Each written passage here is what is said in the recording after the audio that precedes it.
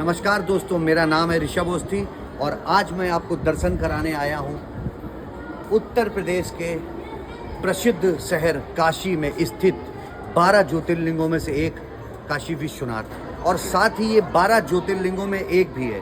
साथ ही मैं एक बात ये भी बताना चाहूँगा कि इस ज्योतिर्लिंग ये पूरे विश्व का एकमात्र ऐसा ज्योतिर्लिंग है जहाँ एक तरफ शिव जी की प्रकृति और दूसरी तरफ माँ पार्वती की प्रकृति भी स्थित है। एक साथ शिव और पार्वती के दर्शन इस शिवलिंग करने से मात्र हो जाते हैं कि ये मंदिर हजारों सालों से एक अपनी अद्भुत कहानियाँ और अपना इतिहास छुपाए हुए है। पूर्व में कई आक्रांताओं द्वारा इस मंदिर को तोड़ा गया, इसके मेन जो इसकी प्रगति है उसके साथ छेड़छाड़ करी गई, परंतु कई राजा महाराजाओं द्वारा बार बार अपने प्रयासों से इस मंदिर को भव्य रूप दिया गया। और लेटेस्ट में हमारे माननीय प्रधानमंत्री श्री नरेंद्र मोदी जी के प्रयासों से इस मंदिर ने अपना भव्य रूप धारण किया। इस भव्य रूप की झलक एक बार मैं पहले दिखाना चाहूँगा अपने लोगों को।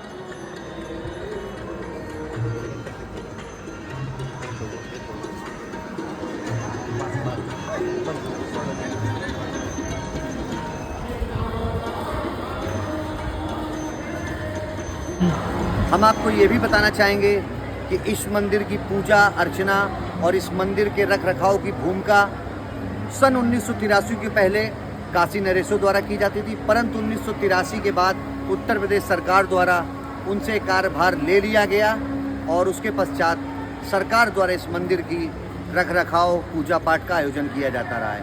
आप काशी विश्वनाथ की मंदिर की महानता इस बात से ही अंदाज़ा लगा सकते हैं कि हजारों साल तक इस मंदिर के लिए विदेशी आक्रांताओं द्वारा आक्रमण किए गए, अत्याचार किए गए, मंदिरों को कई बार तोड़ा गया, परंतु हमारे पूर्व के राजा महाराजाओं द्वारा विशेष योगदान किया गया।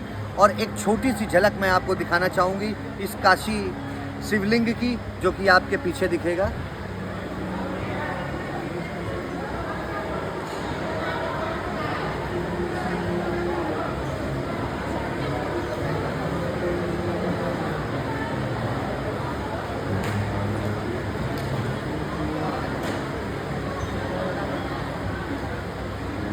हम आपको ये भी बताना चाहेंगे कि इस मंदिर में गोस्वामी तुलसीदास आदि शंकराचार्य जैसे आदि महान व्यक्तियों ने भी दर्शन किए।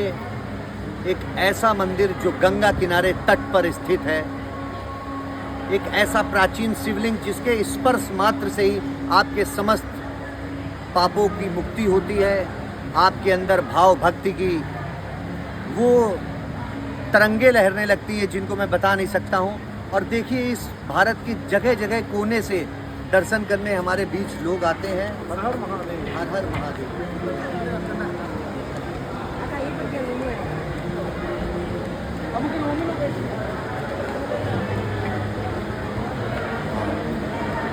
हम आपको ये भी बताना चाहेंगे कि यदि भारत को हम अनेकता में एकता का राष्ट्र कहेंगे तो वो कम ना होगा, क्योंकि काशी विश्वनाथ में जब आप दर्शन करने आते हैं तो आपको यह एहसास होता है कि आप किसी जाति के ना होकर आप सिर्फ सनातन के हैं। आपके अंदर एक ईश्वरीय शक्ति का समागम है। और जब हम मंदिर में दर्शन करने आते हैं तो आप देखिए जो हमारे बीच में लोग हमारे बैठे हुए हैं, इनसे हम किसी भी जाति के बारे में नहीं पूछते हैं और ना ही कोई हमसे जात के बारे में पूछता है। हम तो सिर्फ एक शब्द बोलते हैं, हर हर महादेव।